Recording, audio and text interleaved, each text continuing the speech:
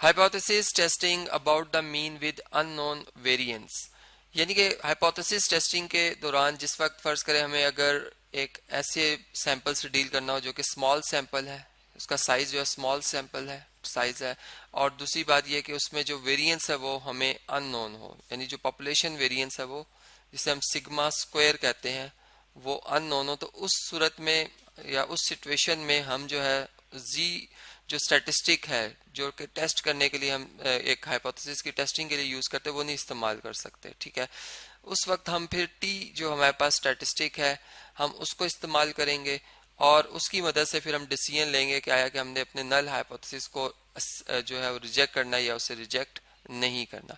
अब एक daily life की जो है वो सिचुएशन जो है हम यहाँ पर पिक करते हैं। जैसे फर्ज करें कि हम ये बात करते हैं कि हमारे पास एक 9 इंडिविजुअल्स का जो है रैंडम सैंपल जो हमने पिक किया है फ्रॉम अ लार्ज सिटी। ठीक है, जो कि मीन हाइट ऑफ 68 इंचेस जो है वो शो कर रही है। मतलब एक लार्ज सिटी मीन चले लाहौर की बात कर लेते हैं हम या कराची की बात कर लेते हैं। ठीक है, और इसमें जो हमारे पास अनबाइस्ड एस्टिमेट है वो जो कि हमारे पास एस स्क्वायर है जिसे हम वेरिएंस ऑफ सैंपल कहेंगे। ठीक है, या यहाँ पर जो है हमारे पास ऑफ द पॉपुलेशन वेरिएंस के लिए हम जो एस्टिमेट यूज कर रहे हैं। ठीक है, found from the same sample was 4.5 inches. हमने टेस्ट करना है जी हाइपोथेसिस को that the mean height of the individuals of the city is 68.5 inches using a level of significance of 0.05। यानी यहाँ पर जो लेवल ऑफ सिग्निफिकेंस जिसे हम अल्फा कहते हैं ये प्रोबेबिलिटी होती है कि हमारा जो नल हाइपोथेसिस है उसके रिजेक्ट होने की। ठीक है, वो कितनी है 5%, जो कि अमूमन 1% से 5% ही होती है ज़्यादातर प्रॉब्लम्स में। ठीक है, अब इस डाटा में जो हमें वैल्यूज़ गिवन है, जैसे अगर मैं पहले हाइपोथेसिस की फॉर्मेशन करूं तो इसमें जो हमारा नल हाइपोथेसिस है वो ये है कि जो एवरेज है म्यू जो है पॉपुलेशन मीन जो है वो 68.5 इंचेस है इस लार्ज सिटी का। ठीक है, और जबकि इसका जो हमारे पास अल्टरनेट हाइपोथेसिस है वो ये है कि जो म्यू है वो is not equal to 68.5 inches. ठीक है, मतलब यहाँ पर अगर आप देखें तो हम जो टू टेल टेस्ट है उसकी जो है वो हम जो कंसेप्ट है उसको यूज करेंगे यहाँ पे। ठीक है, और क्रिटिकल जो वैल्यू हमारी आएगी उसके लिए हम ये देखेंगे कि जो हमारा टी स्टैटिस्टिक है, ठीक है, अगर उसकी value negative of T alpha by 2 सब अल्फा बाय 2 और साथ में इस पर चूंकि हम डिग्री ऑफ फ्रीडम के हवाले से देखते हैं टेबल तो n-1 डिग्री ऑफ फ्रीडम में देखेंगे इसको। अगर इससे लेस वैल्यू आ गई तब भी हमारा नल हाइपोथेसिस रिजेक्ट होगा। या हम ये कह सकते हैं कि अगर फर्ज करें टी की वैल्यू ग्रेटर आ जाती है टी जो हमारे पास है सब अल्फा बाय 2 और इसका डिग्री ऑफ फ्रीडम n-1 हो तो तब भी हम इसे रिजेक्ट करेंगे। ठीक है जी, नल हाइपोथेसिस को।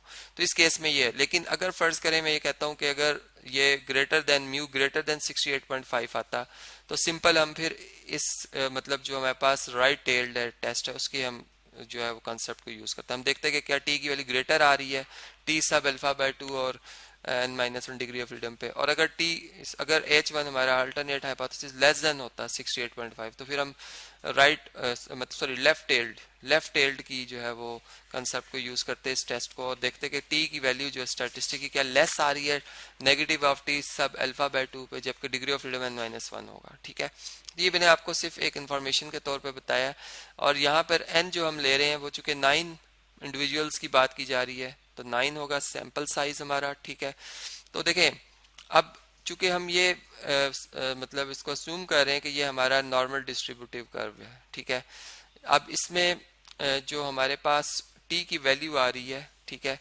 चूंकि हमने दोनों एंड से अल्फा हमारे पास था 5% तो हम 2.5 दोनों साइड से छोड़ देंगे यहाँ से। ठीक है, ये अल्फा बाय 2 ये हमारा रिजेक्शन रीजन है, ये अल्फा बाय 2 को रिप्रेजेंट कर रहा था। अब जो हमारे पास टी की वैल्यू है सब अल्फा बाय 2, ठीक है, और यहाँ पे माइनस टी अल्फा बाय 2 और जबकि डिग्री ऑफ फ्रीडम हम n-1 रखते हैं। अब हम इसको देखते हैं कि ये हमारे पास कितनी आती है वैल्यू। ठीक है, इसके लिए मैं जो टी टेबल है वो आपको अभी शो करके बताता हूँ कि देखें हम टू टेल की बात कर रहे हैं। ठीक है, तो टू टेल में अगर आप देखें तो ये 5% यहाँ पर आ गए हम। ठीक है, इस कॉलम में, और डिग्री ऑफ फ्रीडम जो है वो 8 है चूंकि n-1 होता है न्यू जिसे हम कहते हैं तो ये हमारे पास जो इसकी वैल्यू आ रही है वो 2.306 आ रही है, ठीक है।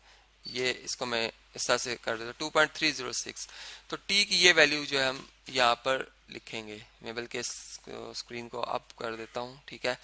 तो यहाँ से हम ये कह सकते हैं एब्सोल्यूट वैल्यू, चूंकि पॉजिटिव भी आ रही नेगेटिव भी आ रही है, तो एब्सोल्यूट वैल्यू जो है हम टी जो लेंगे स्टैटिस्टिक की, वो अगर ग्रेटर आ जाती है 2.306 से, तो हम मतलब अपने नल हाइपोथेसिस को जो है वो रिजेक्ट करेंगे, ठीक है। चूंकि हमारे पास टी सब अल्फा ओवर 2 की वैल्यू जो n-1 पे डिग्री ऑफ फ्रीडम पे आ रही है वो इतनी आ रही है, जो कि 2.306 है, ठीक है जी।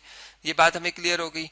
अब जो हमारा टी स्टैटिस्टिक है उसका जो फार्मूला हम यहाँ पर यूज करेंगे वो मैं यहाँ पर अभी दर्ज कर देता हूँ, ठीक है। जो कि सिंपल इसमें मतलब कोई डिफरेंस नहीं है, जी के लिए भी हम यही यूज कर रहे होते हैं। बस इसमें चूंकि हमें सिग्मा जो है वो अननोन है, और दूसरी बात यह कि इसमें सैंपल साइज स्मॉल है, ठीक है। तो देखें अब इनकी वैल्यूज को जब दर्ज किया जाएगा और इसे सॉल्व करेंगे हम इस फार्मूला में लिख के, ठीक है।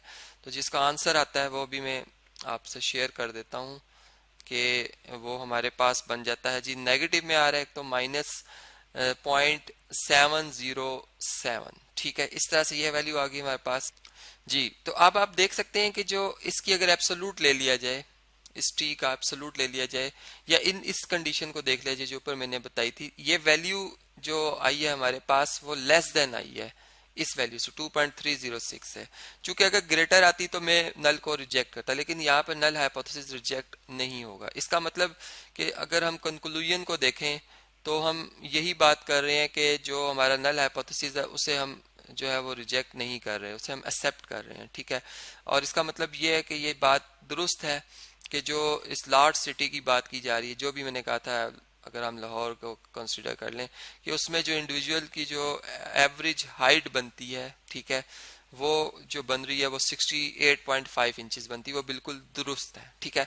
सेम इसी तरह डेली लाइफ की सिचुएशन से रिलेटेड मैंने एक और प्रॉब्लम जो है वो ड्रग से रिलेटेड जो है वो कंसिडर किया, जिसमें 10 पेशेंट्स के हवाले से इंफॉर्मेशन अवेलेबल है। इनका वेरिएंस या स्टैंडर्ड डेविएशन कैलकुलेट करने के लिए आप ये फार्मूला यूज करेंगे जो मैंने लिख दिया, आपकी असाइनमेंट है, ठीक है। इसमें मैंने अल्टरनेट और नल हाइपोथेसिस भी बना दिए हैं। नल जो है वो म्यू इक्वल टू 0 और अल्टरनेट जो होगा mu is not equal to 0 होगा, ठीक है। जबकि इसमें टी स्टैटिस्टिक आप ये यूज करेंगे। बाकी क्राइटेरिया जो है ऑलरेडी मैं आपको डिस्कस कर चुका हूँ, ऊपर बता चुका हूँ। जबकि लेवल ऑफ सिग्निफिकेंस जो आप 5% ही इसमें रख रहे हैं, ठीक है जी। तो ये इस तरीके से हो जाएगा सॉल्व आपसे। और इससे नेक्स्ट जो है वो भी प्रॉब्लम जो है वो डेली लाइफ से रिलेटेड है, ब्रेकिंग स्ट्रेंथ ऑफ 6 रोप्स के हवाले से है, ठीक है। और इसमें भी अगर आप देखें तो हमारे पास जो सैंपल साइज है वो 6 है, स्मॉल सैंपल साइज है। स्टैंडर्ड डेविएशन अननोन है हमें, सिग्मा सॉरी मतलब जो वेरिएंस है जो सिग्मा स्क्वायर है पॉपुलेशन का वो अननोन है, ठीक है। और इस केस में भी आपने जो है वो वही जो ऊपर कंसेप्ट मैंने बताया उसी के हिसाब से आपने सॉल्व करना है, ठीक है। मैंने इनके अल्टरनेट और नल हाइपोथेसिस, यानी नल हाइपोथेसिस क्या है कि mu is equal to 8000 newton, और अल्टरनेट क्या है कि mu is less than 8000 newton. यानी इसमें लेफ्ट टेल्ड जो है हम टेस्ट के वाले से देखेंगे जो नेगेटिव में आती है वैल्यू हमारी, ठीक है। कि उसमें हमने कहा था कि रिजेक्ट हम कब करेंगे, जब हम टी की वैल्यू जो है वो देखेंगे कि वो लेस देन आ जाए, negative of T sub alpha by 2 at n-1 degree of जो हमारे पास फ्रीडम है इस पे, ठीक है। तो इस तरीके से आपने ये जो बाकी क्वेश्चंस है खुद सॉल्व करने होंगे।